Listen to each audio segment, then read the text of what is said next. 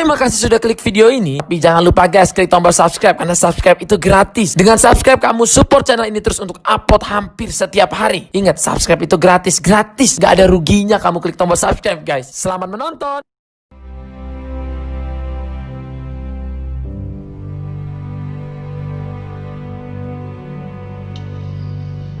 Pagi itu bukan main indahnya di dalam hutan di lereng pegunungan Gunung Seribu Bunga.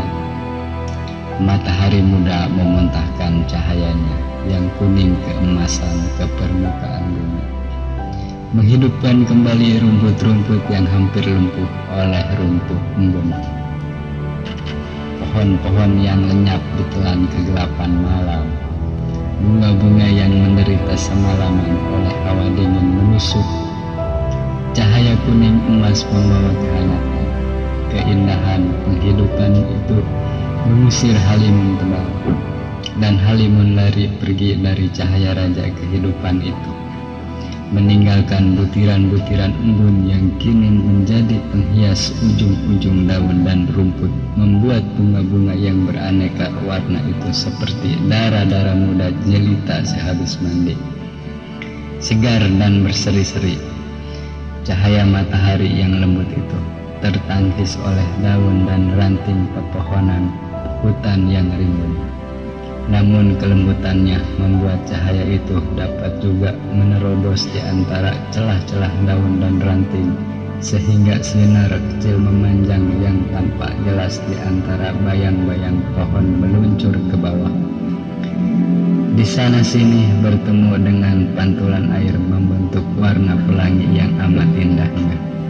Warna yang dibentuk oleh segala macam warna, terutama oleh warna dasar merah, kuning, dan biru. Indah bagi mata yang bebas dari segala ikatan. Keindahan itu makin terasa, keindahan yang baru dan yang senantiasa akan nampak baru, biarpun andai kata dilihatnya setiap hari.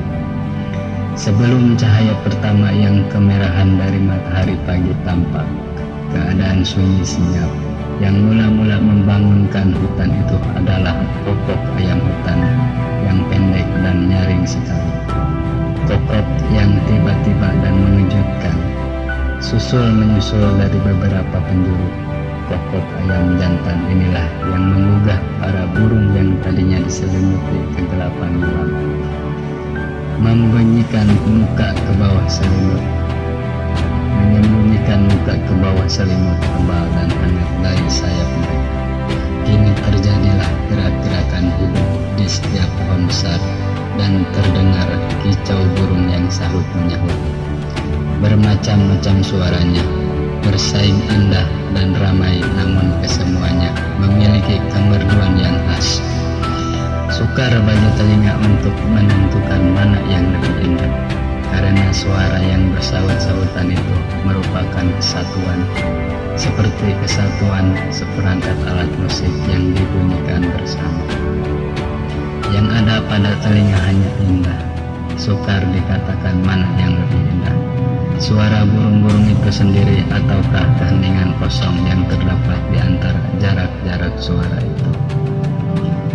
Anak laki-laki itu masih amat kecil, tidak akan lebih dari 7 tahun usianya. Dia berdiri seperti sebuah patung, berdiri di tempat datar yang agak tinggi di hutan Gunung Seribu Bunga itu, menghadap ke timur, dan sudah ada setengah jam lebih dia berdiri seperti itu.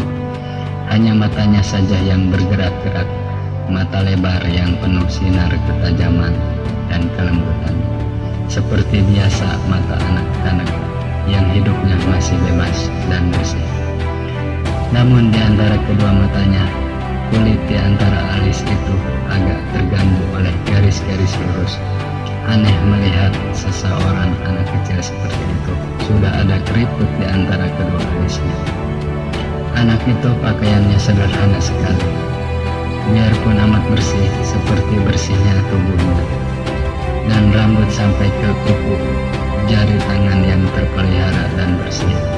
Wajahnya biasa saja, seperti anak-anak lain dengan bentuk muka yang tampan.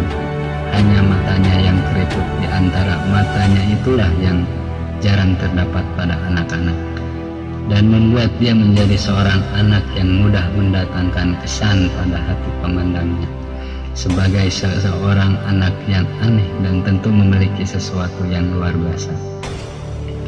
Sepasang mata anak itu bersinar-sinar penuh seri kehidupan ketika dia tadi melihat munculnya bola merah besar di balik puncak gunung sebelah timur. Bola merah yang amat besar dan yang mula-mula merupakan pemandangan yang amat menarik hati. Akan tetapi lambat laun merupakan benda yang tak kuat lagi mata memandangnya karena cahaya yang makin menguning dan berkilauan. Maka dia mengalihkan pemandangannya, kini menikmati betapa cahaya tiada terbatas luasnya itu menghidupkan segala sesuatu. Dari puncak pegunungan sampai jauh di sana, di bawah kaki gunung. Anak itu lalu menanggalkan pakaiannya satu demi satu dengan gerakan sabar dan tidak tergesa-gesa, tanpa menengok ke kanan ke kiri, karena selama ini dia tahu bahwa di pagi hari seperti itu tidak akan ada seorang pun manusia kecuali dirinya sendiri berada di situ. Dengan telanjang bulat dia lalu menghampiri sebuah batu dan duduk bersila menghadap matahari. Duduknya tegak lurus, kedua kakinya bersilang, dan napasnya masuk keluar dengan halus tanpa diatur, tanpa paksaan seperti pernapasan seorang bayi sedang tidur nyenyak. Sudah beberapa tahun dia melakukan ini setiap hari. Duduk sambil mandi cahaya matahari selama 2-3 jam sampai semua tubuhnya bermandi peluh dan terasa panas, barulah dia berhenti. Juga di waktu malam terang bulan dia duduk pula di batu itu, telanjang bulat mandi cahaya bulan purnama selama 7 malam. Kadang-kadang sampai lupa diri dan duduk bersila sampai setengah tidur. Dan barulah dia berhenti kalau tubuh sudah hampir membeku dan bulan sudah lenyap bersembunyi di balik puncak di barat. Anak yang luar biasa.